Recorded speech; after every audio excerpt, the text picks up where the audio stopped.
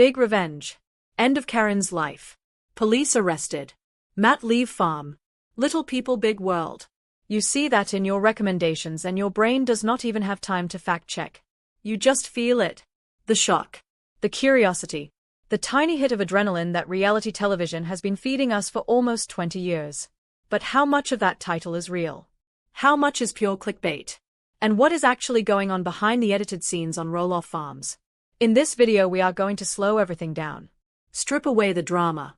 And walk through what is really happening with Matt, with Karen, with the farm, and with the family we have watched grow up on Little People Big World.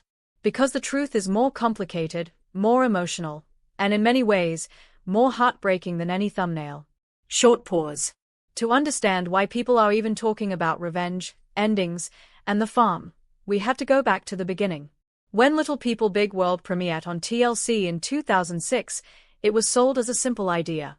A family in Oregon, running a pumpkin farm, navigating life with dwarfism in a world built for people taller than them. Matt and Amy. Their kids, Jeremy and Zach, the twins. Molly. And the youngest, Jacob. The show was not edited like a scandal machine at first. It was quiet.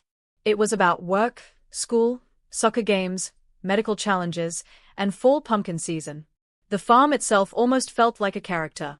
This magical place where kids raced through the fields while Matt dreamed up wild projects. For a lot of viewers, especially people who had never met anyone with dwarfism, the Roloffs were a window into a completely different life. And for the family, the cameras became normal. Almost like another piece of farm equipment humming in the background. But the thing about a show that runs for nearly 2 decades is this. Nobody stays frozen in time. Kids grow up. Marriages struggle. Health declines. Dreams change.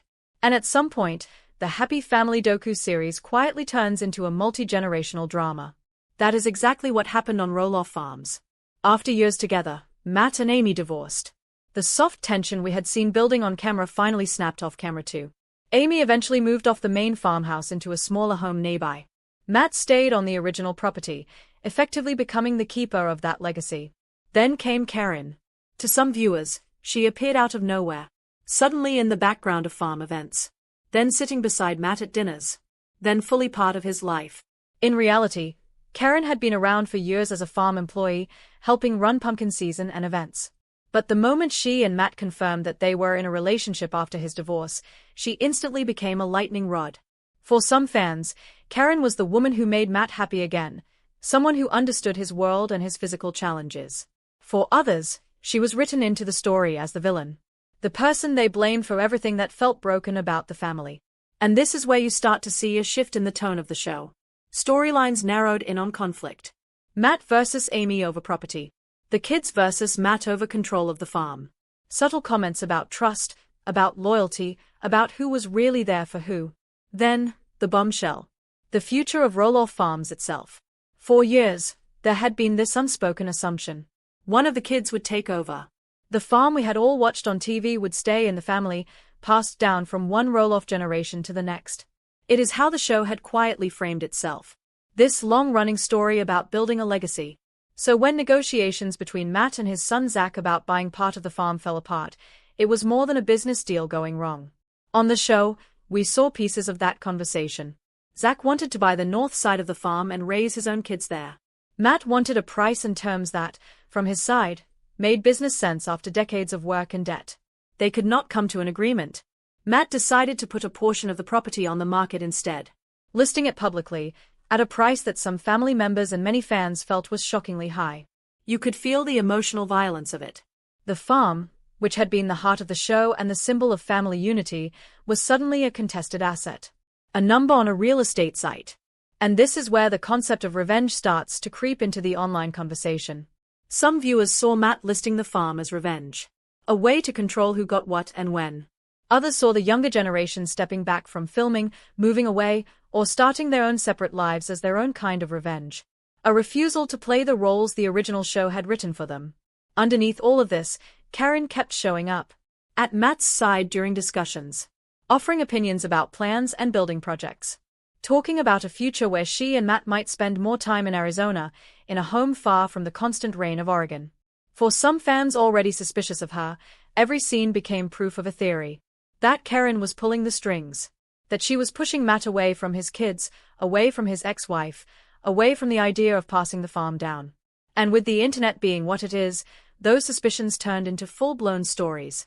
Suddenly you start seeing titles like End of Karen's Life, Big Revenge, Matt Leave Farm, and even, somehow, Police Arrested. So let us slow this part down. As of the latest seasons and public information up to 2024, Karen is alive. Karen is not dead. The phrase end of Karen's life is almost always shorthand for something else. The end of her life on the show. The end of her life as a public farm employee. The possible end of the life she had built in Oregon if she and Matt spend more time in Arizona or step away from filming. It is dramatic.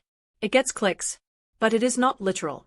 What is more real is that Karen has talked, in various interviews, about pulling back from filming because of intense online hate. About reading comments that describe her as a homewrecker, a gold digger, or worse. About being blamed for decisions that may have been made by producers, or by Matt, or by the network. Imagine being in your 60s, watching strangers dissect your every expression in high definition. Being told that your very existence is the reason a family fell apart, when that family had been struggling long before you ever showed up in a scene. That is an ending of a kind. An ending of privacy. An ending of feeling safe in public. Maybe an ending of wanting to share your life on camera. Then there is the phrase Matt Leave Farm. Has Matt actually left Roloff Farms? As of the latest updates, no, not in the simple way those titles suggest.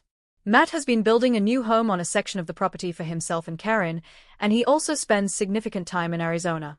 There have been questions about what happens when he is gone, and who will own what. But the image of Matt dramatically storming off the land forever is not currently grounded in reality. It is a heightened version of a much slower, more complex change. The same goes for Police Arrested. There is no widely reported, credible story of a Roloff family member or Karen being arrested in some explosive, show-shattering way that lines up with those clickbait thumbnails. Could the police have been called to the property over the years for things like trespassing, traffic, or security issues during pumpkin season? Almost any large farm open to the public has some level of interaction with law enforcement. But that is different from the scandal that the phrase suggests. So why do these headlines spread so easily? Because Little People Big World is not just a show anymore. It is a shared memory. Millions of people feel like they grew up with this family. They watched Zach and Jeremy as kids. They saw Amy baking in that farmhouse kitchen. They listened to Matt pitch one wild project after another.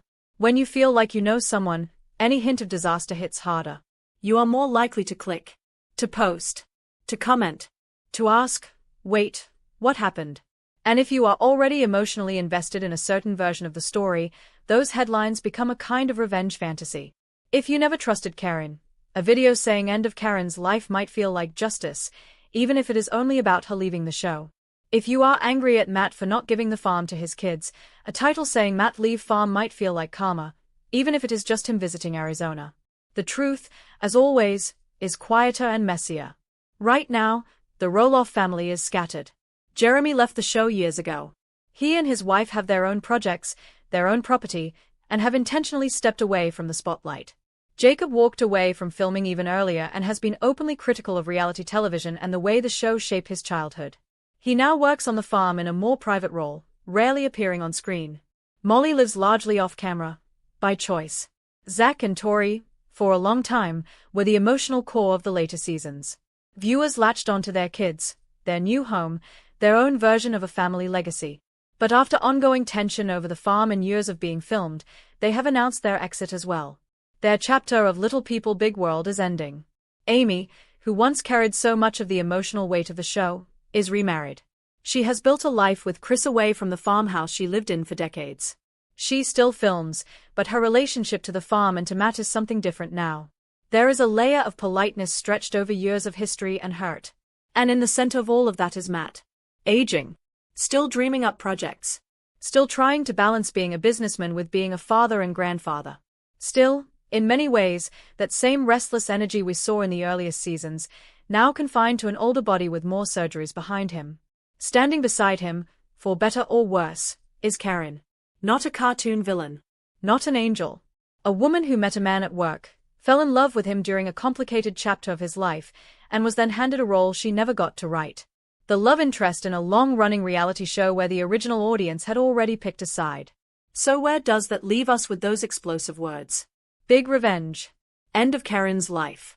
Police arrested. Matt leave farm. The revenge, if there is any, is subtle. It is in who keeps filming and who refuses. In who gets to shape the story with confessionals and who goes quiet. In who owns the land when the cameras finally stop coming to Oregon every season. The end of life is not just about death. It is about the end of a life stage. The end of little kids running through the pumpkin fields as producers shout for another take. The end of a certain version of Matt and Amy that only ever existed through careful editing. The police, the arrests, the dramatic exits. Those are mostly the internet trying to force this story into the shape of other, more scandal-filled reality shows. Because slow, painful, ordinary family conflict does not trend as easily. Here is the question I think is worth sitting with. If you have watched this family for years, what do you really want for them? Do you want to see Karen dragged until she hides forever? Do you want Matt punished for business decisions you do not have all the details on? Do you want the farm, this piece of land in Oregon that none of us own, to stay exactly the same so that your memories feel safe? Or is there space to let them be human? To let Amy move on and be happy in a new kitchen that does not look like the one we memoized on cable? To let Zach and Tori raise their kids off camera? To let Jacob and Molly disappear into normal adulthood? To let Jeremy build his own story? To let Matt and Karen figure out what aging and partnership look like when the crew goes home? Because the one thing we know for sure is this. Every show ends. At some point, there will be a final season of Little People Big World. A last confessional in a dimly lit interview chair. A last wide shot of the farmhouse at sunset. And when that day comes, the legacy of this series will not be the wild headlines or the fake scandals. It will be the way it quietly changed how millions of people saw Little People. The way it showed a family both loving and flawed. The way it turned one small farm in Oregon into a place that felt strangely familiar, even if you live thousands of miles away. The big revenge is not what you think it is. It is not about who wins the farm. It is not about who leaves the show first. It is not about who the internet decides to cancel this week. The real revenge, in a world built on clicks and outrage, is choosing to see these people as human beings again. To look past the titles and thumbnails and remember that behind every rumor about Karen's life ending or Matt leaving is a real person who has to wake up the next day and keep living with the consequences of choices they made long before you or I ever pressed play. So the next time you see that dramatic title at the top of your feed, ask yourself, do I want the most extreme story? Or do I want the true one? Because with Little People Big World, the truth has always been more complicated. And far more human.